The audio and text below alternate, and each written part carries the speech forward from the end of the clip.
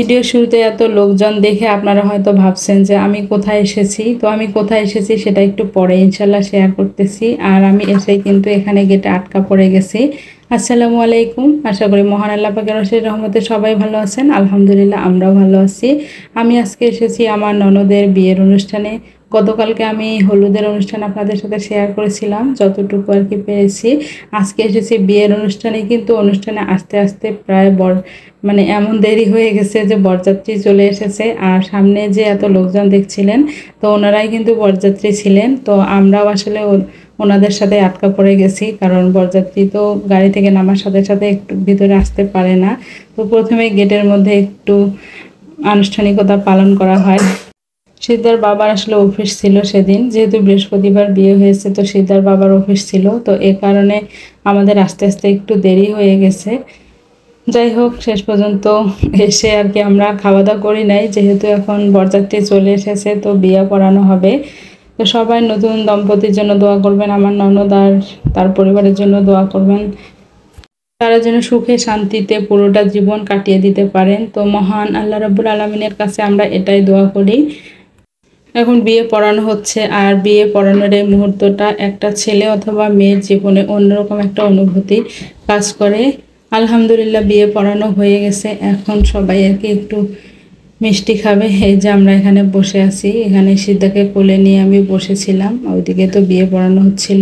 বিয়ে পড়ানো শেষে এখন বরকে কনের কাছে নিয়ে আসা হচ্ছে, তো স্টেজে নিয়ে আসা হচ্ছে। এখানে সবাই মিলে একটু গল্প করতেছিলাম, যেহেতু কোনো অনুষ্ঠানে আত্মীয় স্বজন সবার সাথেই দেখা হয়, তো সবার খোঁজ খবর নেওয়া হয়। এমনি সময় আসলে সবার সাথে সবার অতটা দেখা হয় না, কোনো অনুষ্ঠান হলেই কিন্তু দেখা হয়। আর যারা একটু নিকট আত্মীয় তাদের সাথে দেখা হয়, তাদের বাসায় যাওয়া আসা যেহেতু হয়, তো তাদের সাথে একটু দেখা হয়। কিন্তু যাদের সাথে এমনি পরিচিত তাদের সাথে কিন্তু কোনো অনুষ্ঠান হলেই দেখা হয়, তো তখন আসলে অনেক ভালো লাগে। এখন মিষ্টি খাওয়া হচ্ছে বিয়ে পড়ার শেষে। সবার খাওয়া দাওয়া আসলে শেষ হয়ে গেছে, তো আমরা এখনো খাইনি, শুধু আমরাই বাকি আছি। আমরা তো বরযাত্রীর সাথে খেয়ে নিব, কারণ যেহেতু এখন বিয়ে পড়ানো হয়ে গেছে, ওনারা খাওয়া দাওয়া করে নেবেন। এখানে একটু ছবি তোলা হচ্ছিল, সবাই একটু ছবি টবি তুলতেছিল আর কি। সবাই মিলে যে একটু ছবি টবি ওঠানো হচ্ছে, এটা আসলে স্মৃতি হয়ে থাকবে, এটাই দেখে আসলে সেই দিনটার কথা মনে পড়বে। এখন খাওয়া দাওয়া করে নেবেন। আমাদের বরযাত্রীরা খাওয়া দাওয়া করে নিচ্ছে, ওইদিকে বর বউ খেতে বসেছে, আর আমিও কিন্তু এর মধ্যে খেয়ে নিয়েছি। অনেকদিন পর আসলে আমি আপনাদের সাথে ভিডিও শেয়ার করতেছি, তো আপনাদের কেমন লাগছে অবশ্যই কমেন্ট করে জানাবেন। আর আমার ভিডিওগুলো ভালো লাগলে আমার পেজটিতে ফলো দিয়ে রাখবেন। আমার যে ইউটিউব চ্যানেল আছে রিতিনা রকমারি, সেটাতে একটু সাবস্ক্রাইব করবেন, একটু লাইক কমেন্ট শেয়ার করবেন। আমার ফেসবুকের পেজে যে ভিডিওগুলো শেয়ার করে সেগুলো যদি ভালো লেগে থাকে একটু শেয়ার করে দেবেন, কারণ আপনারা শেয়ার করলেই আসলে ভিডিওটা অনেকের কাছে পৌঁছে যাবে। এখানে বর বউ খেতে বসেছে, আর আমি ওদের একটু ভিডিও করার জন্য আসলে এখানে ছিলাম। তো দেখলাম যে অনেকক্ষণ খাবার ধরে বসেছিল, আসলে লজ্জায় মনে হয় খেতে পারতেছিল নাকি, এটাই মনে হচ্ছিল, একটু বেশি মনে হয় লজ্জা পেয়েছিল। তো শেষ পর্যন্ত বর আর কি বউকে একটু খাবার তুলে দিয়েছে। এদিকে আমার মেয়ে সানান খেলাধুলা করতেছিল। আলিজা আগেই বাসায় চলে গিয়েছে ওর বাবার সাথে, তো এখন শুধু সানান আর সিদ্ধা খেলাধুলা করতেছিল।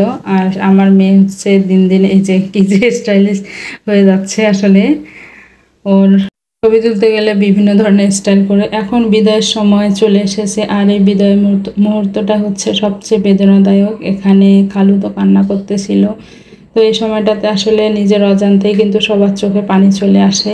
তো সবাই দোয়া করবেন নতুন দম্পতির জন্য, তারা এখন চলে যাচ্ছে। যাই হোক, আমার ননদের মুখে কিন্তু হাসি লেগেই আছে। তো ও বিয়ে করতেছে, আসলে ওর মনে হয় একটু আনন্দ আনন্দ লাগতেছে, আসলে বয়স যেহেতু কম। এখানে টুইন বেবিরা ফটোশ্যুট করতেছিল, তাদেরও একটু ভিডিও নিয়ে নিলাম। এখন ওরা চলে যাবে, এই তো সবাই গাড়িতে উঠতেছে। তো আজকের ভিডিওটি কেমন লাগলো অবশ্যই কমেন্ট করে জানাবেন। আবার নতুন নতুন ভিডিও দেখতে অবশ্যই আমার পেজটিতে ফলো দিয়ে রাখবেন। আজকে আমি এখানেই বিদায় নিচ্ছি। সবাই ভালো থাকবেন, সুস্থ থাকবেন, আমার পাশে থাকবেন। আমাদের তো বিদায় হয়ে গেল, এখন আমরাও কমিউনিটি সেন্টার থেকে বাসায় চলে যাব। তো বাসায় যেতে যেতে সবার কাছ থেকে বিদায় নিয়ে নিলাম। সবাই ভালো থাকবেন, আল্লাহ হাফেজ।